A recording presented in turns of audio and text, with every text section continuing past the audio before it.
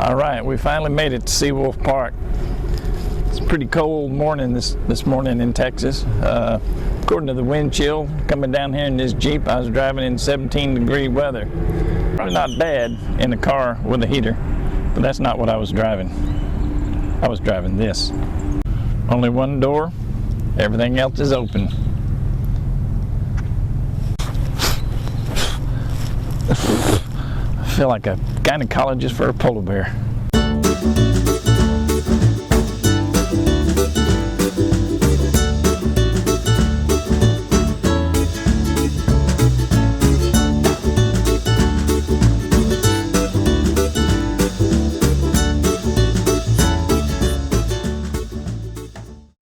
But I need all you folks to stick around to the end of this video.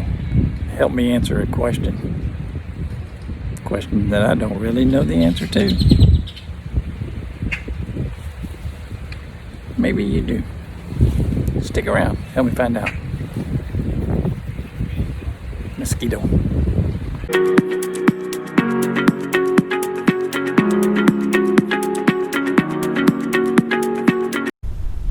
Well, there she is, friends. The historic USS Cavalla.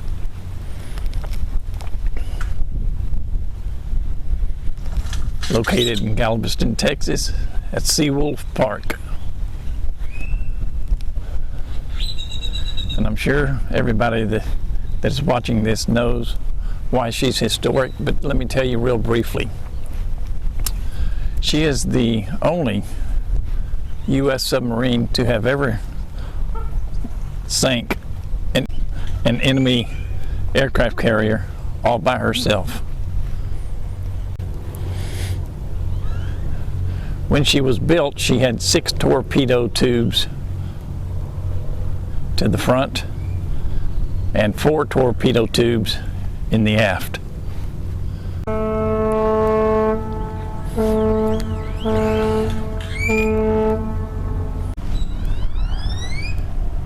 Here's you a quick rundown of the story. The captain was under direct orders to not engage enemy ships, but to report them.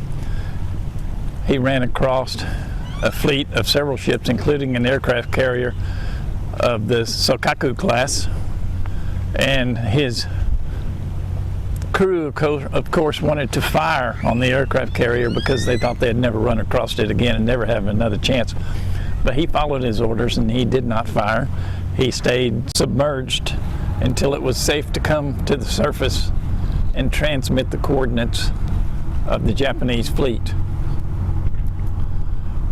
Later the next day, they ran into the same Japanese fleet again, and at that time they discovered that not only was it a Shōkaku class aircraft carrier, but that it was the Shōkaku herself.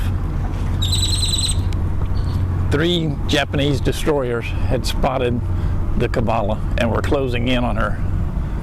The captain quickly ordered for a salvo of 6 torpedoes. Fire everything we've got.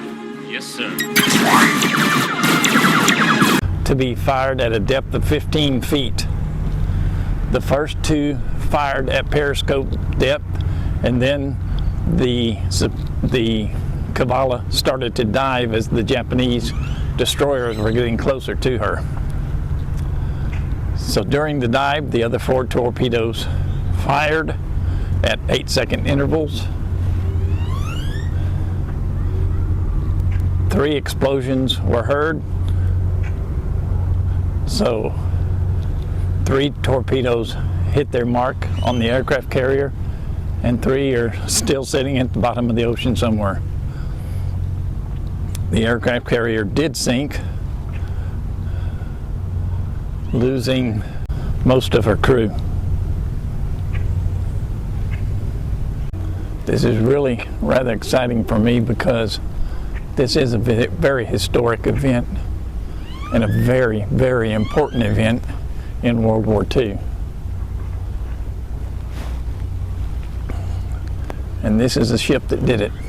This ship and the men on it. Let's go take a look at the actual torpedo tubes that did the work.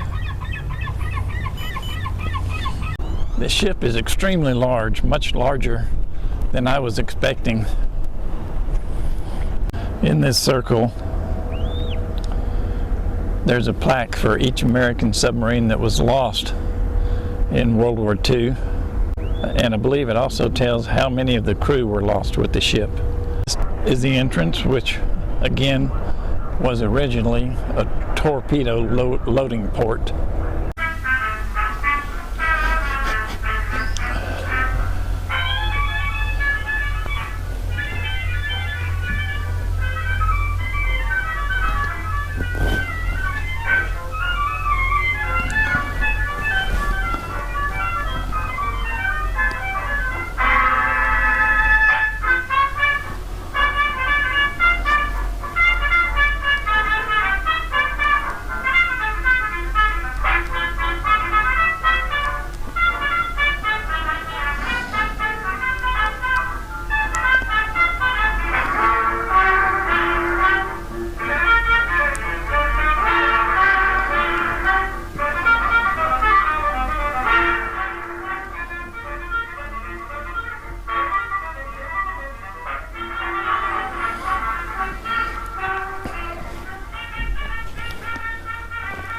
These are 2 of the 6 forward torpedo tubes.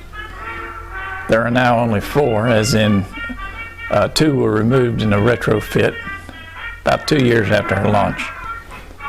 One of these torpedo tubes very likely could be one that fired or torpedo that sank the Shōkaku.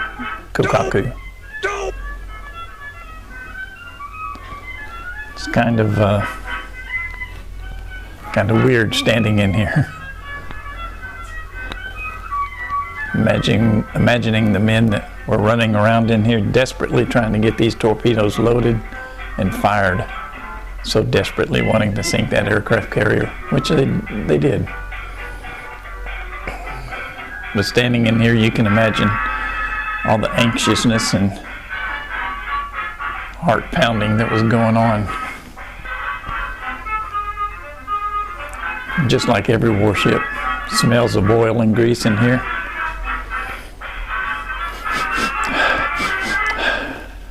Kind of like it. Let's look at a few controls. Don't know what they do, but let's look. It is.